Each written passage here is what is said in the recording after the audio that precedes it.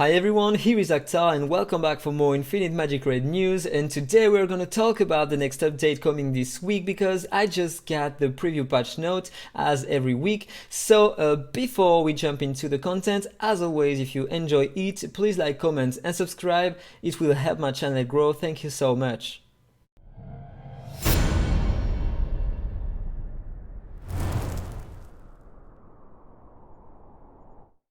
So let's begin. Let's talk about the next rate up heroes.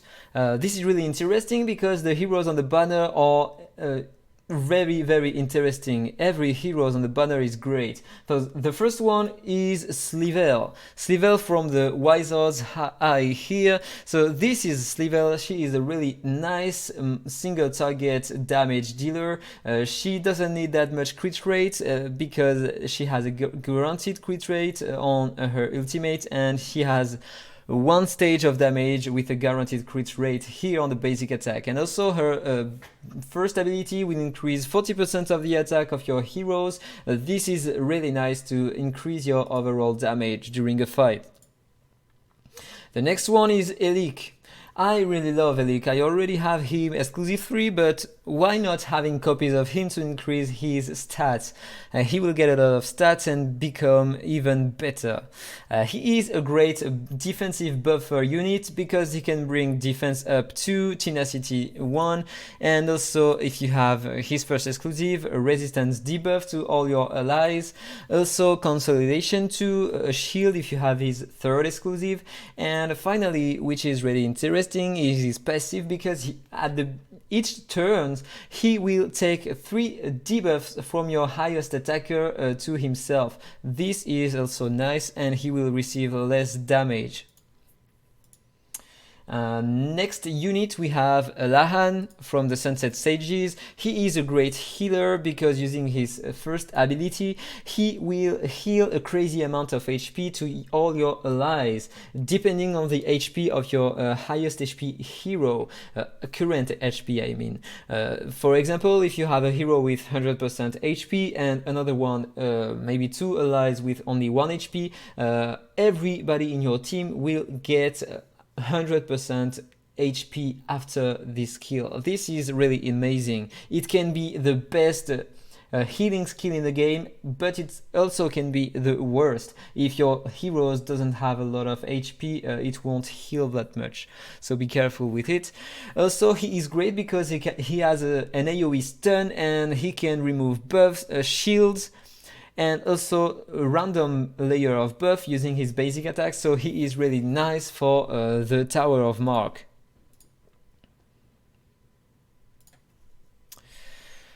Then we have Megan from the Foresters. One more time, this is a great single target unit, DPS unit. She can increase her own crit rate, and with her passive, the crit rate of all your allies by 12%. This is nice, and also she will gain some unique buffs which increases her crit damage up to 100%. And once she is exclusive 2, she will get these layers of buff when her turn will end. So this will be better against bosses and especially against the kill boss. Also, she will bring some defensive down and tenacity down on the enemy, and also a silver one, and has a lot of a nice coefficient of damage on each skills. So this is also great. And finally, the last hero on the banner is Gerina here. In my opinion, she is the best revival hero in the game because if you have a look to her ultimate here, she will sacrifice 20% HP to revive one ally, but if you have multiple allies dead, she will be able to revive all your dead allies using this skill if she has enough HP. If you don't have dead allies, or she will apply Immortal on your allies who are still alive. This can be really important, really strong for the Tower of Mark, especially on the last stage, to get Immortal on all your heroes. Also, she will inflict Horrify using her basic skill here. To all enemies in AoE, she will apply some continuous heal on your allies and also a defense down on single targets. This is interesting. Now let's talk about the epic heroes in the banner. We have Bizedon from the Eternal Sect here. He is one of the best epic hero in the game for the arena, because you just have to build him very fast and use his first ability here.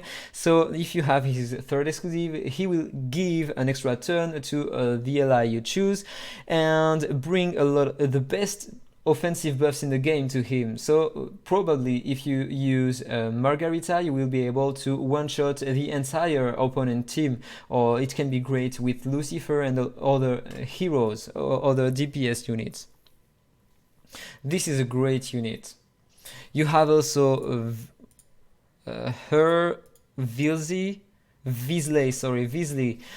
She can apply a great debuff here to survive on all enemies, 40% less attack. This is nice. She can apply some resistance down. This is really interesting. Crit rate up and speed up on all your allies. This is nice, and also a speed down on the enemy with the basic attack. She is a nice hero. In my opinion, maybe not a hero to build at the beginning of the game, early game I mean, but she can become really interesting in the future. Then we have Pacino from the Foresters. He is not a great hero. He can be decent early game because he can apply a shield, 20% of max HP to all allies, restore some HP. Okay, why not? He gets a shield at every turn. Why not? He can apply some basic buffs to all your allies, attack 20%, speed 20%. These are not great buffs though, and also an inferior server one, so this is not a great unit in my opinion. And finally you have Figan here. Figan is a great epic unit in my opinion, because if you have some exclusives on him at the beginning of the wave, he will apply increase defense by 60% on all your allies. This is a great this is really great to survive against a nuker team in arena. And finally he can stun enemy, apply a shield, and one more time stun enemy here. So this is a great epic unit. So now let's talk about the new events coming. The next ice skating type event will be the treasure hunt. It will come on November 21st to November 24th, and the reward hero of the session will be Xia. Xia is a really nice unit. This is Xia in Sword Arbor. This is Xia, a great single target DPS unit. So this is your chance to get her if you want to spend some money in the game. Then we will have some Thanksgiving events, three Thanksgiving events. The first one will be available for a limited time from November 21st to November 23rd. You just have to sign in 3 days as the one we had for Halloween, and you will get a hero, you will get Sinov, a great epic hero, and also a bottle of regression potion. So a new regression potion for free. This is interesting. Let's talk about the epic hero we got. This is Sinov. This is an amazing healer and epic one. She can apply a speed down 2 on all enemies in AoE and reduce their turn meter once exclusive 3. This is amazing.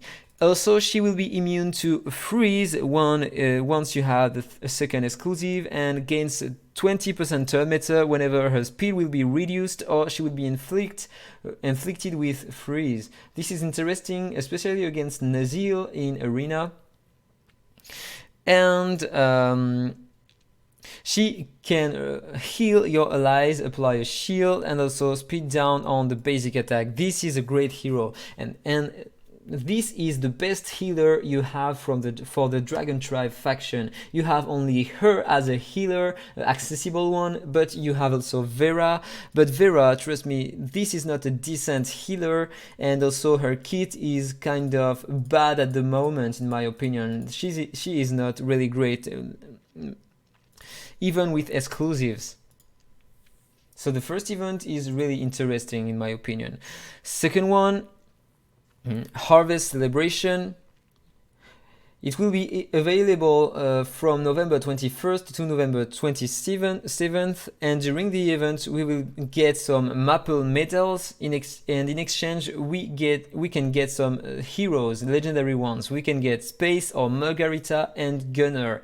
I don't know yet if we can have all the 3 heroes, or if we can at least get one for free. Maybe we'll have to spend a bit of money if this event is the same as Pearl Harbor we had at the beginning of the global launch. I don't know yet. Third event, Holiday Pass. It will be available from November 21st to November 27th, and it will be some quests to win some rewards. We don't have any information about the rewards we will get on this event, but this will probably be okay. And finally, we will have the double auto drop rewards available from November 21st to November 27th. This is interesting because when you click on the chest here, you will have more chance to get food here, 4-star units, 3-star units. It's always good to take to increase the awakening of your heroes. Then we have some adjustments. Let's talk about hero adjustments. The overflowed hero XP will be returned with hero XP potions when upgrading heroes, and the hero XP exceeds the max amount. This is not a great one, but it's still interesting. If you go here in the game, if you click on the plus here, if you increase your hero level here using a potion, if the XP from the potion you use is higher than the limitation of your level, at the moment you waste some XP. Then after the update you will get back this XP in potions. So this is interesting, why not? Then optimized the emblem system. Now adventurers can have 2 sets of emblem, but only one set can take effect at once. So it will be probably the same thing as equipment here. If you see here, we have 2 sets of equipment and only one is taken into account at once. And I think it will probably be the same for the emblems. Maybe we will have a switch here to switch from the first set to the second set of emblems. This is interesting to have multiple sets on one hero. Then optimize the display of buffs, adding an overview button on the buff description screen. I don't exactly know what does that mean. Maybe more information more clear for the buffs, I don't know. Let's talk about the battle. Adjusted the button location for checking battle info and optimized the button icon. So at the moment when you're in a battle, you have a little icon here on the top right corner, and when you click on it you can have some information about the enemy stats maybe, and some HP information. This is interesting. So they will improve the display of this icon, why not? So it will be more visible, I assume. And finally, adjusted the attribute bonuses provided by the Sanctuary, adjusted some of the bonuses provided by energy 6,000 or above in the Sanctuary. So if I go on the Sanctuary here at the moment, as you can see, I'm only at 2,700 here, but I'm a spender. But if you are free to play, maybe probably you will be here at only 1,500 maybe, and at the moment whales are above 6,000. So this update will concern whales. the next few months after the updates though. So we are not concerned by this. They will change the attributes here. Then let's talk about the stages. They added a level 6 guild boss for adventurers to challenge, and on this guild boss we may get epic phantom dragon eyes, supreme runes and other rare items as rewards. So if I jump into this section, guild boss here, as you can see I just unlocked the level 5 with my guild this week after 2 months of play on global. This is nice, but in my opinion we will need maybe 10 million more points here in order to unlock the level 6, so maybe it will take 2 more months in order to unlock the next level here.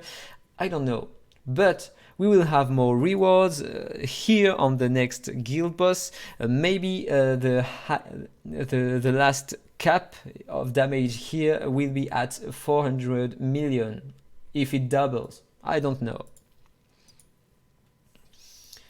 Next point, reduce the damage dealt by the boss renders active skill excess flash in the Tower of Mark. So if I jump into the Tower of Mark here, as you can see I didn't pass the float 30 here at the moment. It's because of this annoying boss, because his ultimate at the moment deals a crazy amount of damage, as you can see here, 600 attack damage to all allies. This is really hard to sustain against that because the boss increases his own damage during the battle. So at some point if you don't kill the boss fast, you die, you cannot sustain. So this is interesting. Maybe after the update I will be able to beat this boss and get the 25 shards here. It will be amazing. Then lower the difficulty level of stage 21 to 30 in Faction Abyss. So if I jump into the Faction Abyss here, as you can see here, I'm stuck at the moment on this faction at stage 21. The reason is that the stage 21 is really hard to beat in comparison of the stage 20. So they lowered the difficulty from stage 21 to stage 30. So normally it would be easier to get some stars here. We have to wait to see. And they also changed the reward here. Once you got 450 stars here, at the moment we have some XP potions, but in the future after the update we will have the first copy of Agatha here at 450 stars. This is great. I don't think they changed the position of this copy of Agatha, so maybe we will get the first one at 450 and maybe the second one at 600. I don't know yet, but this is interesting because you will see further in this video Agatha has been reworked and she becomes really interesting.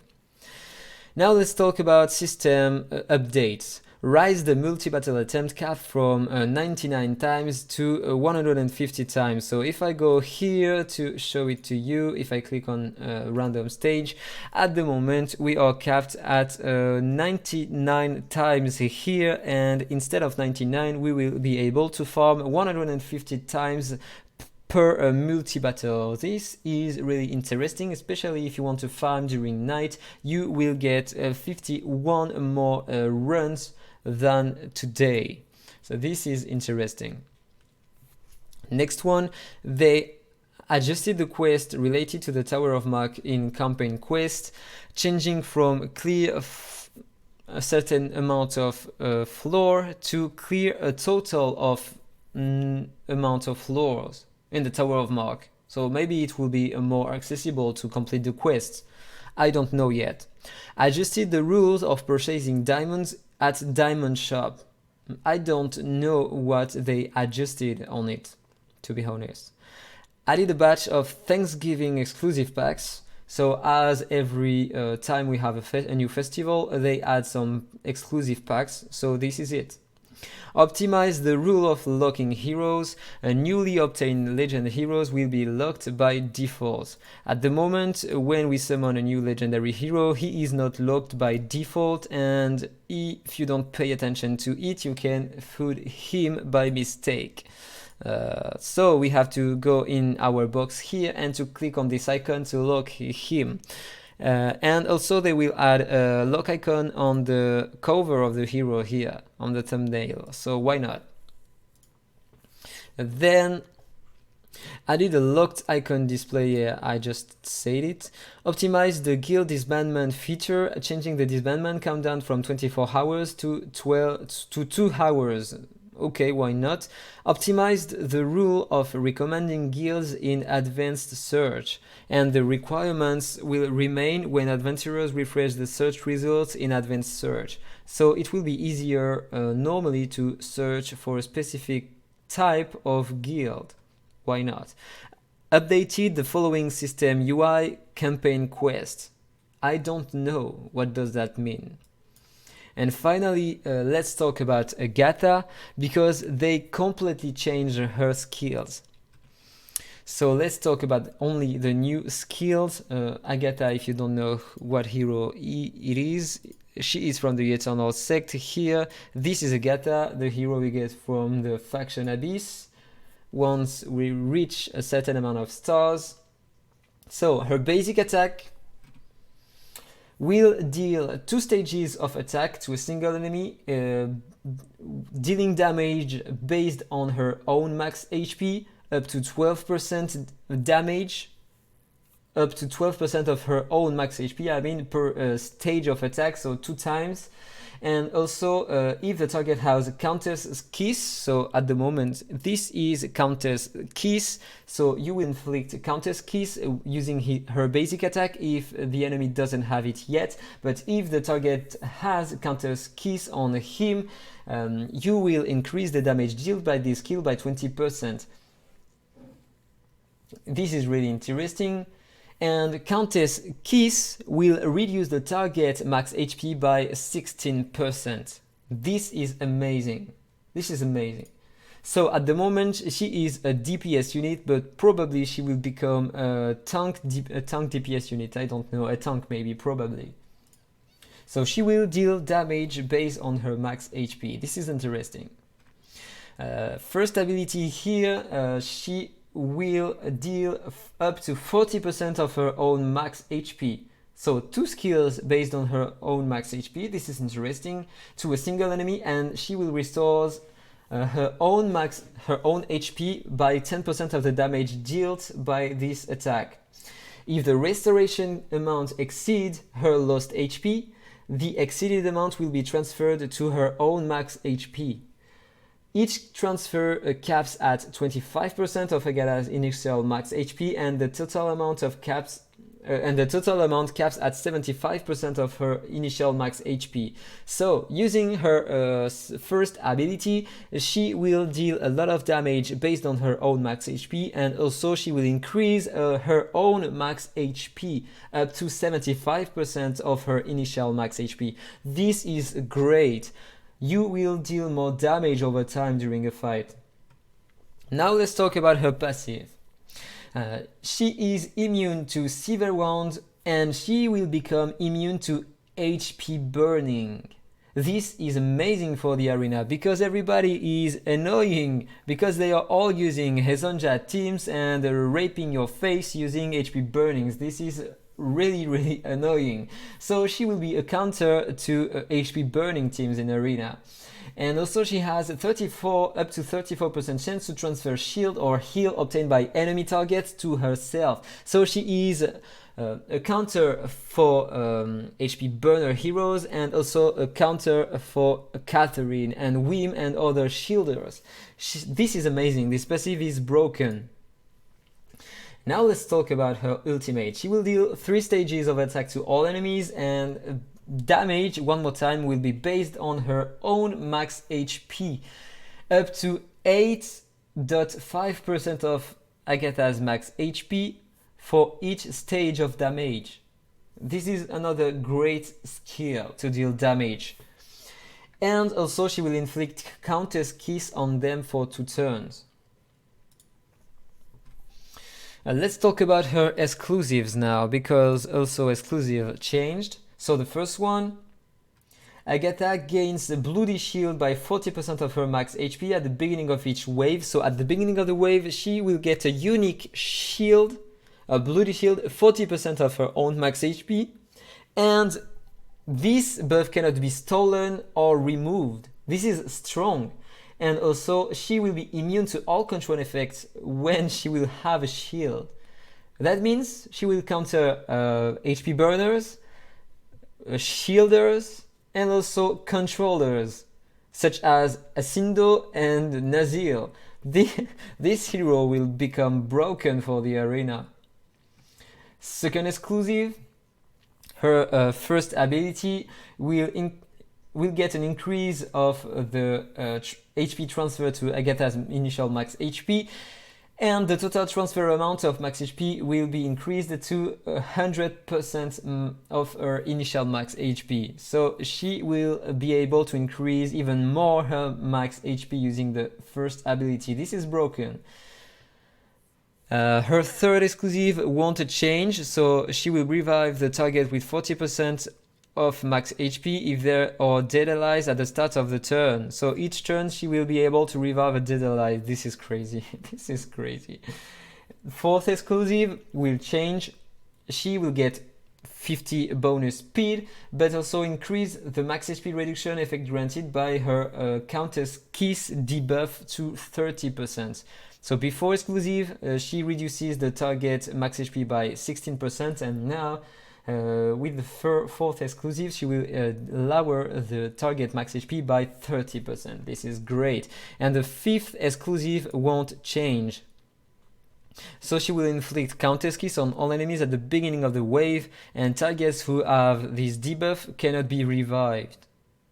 I think once you have her fifth exclusive, she will be really, really broken.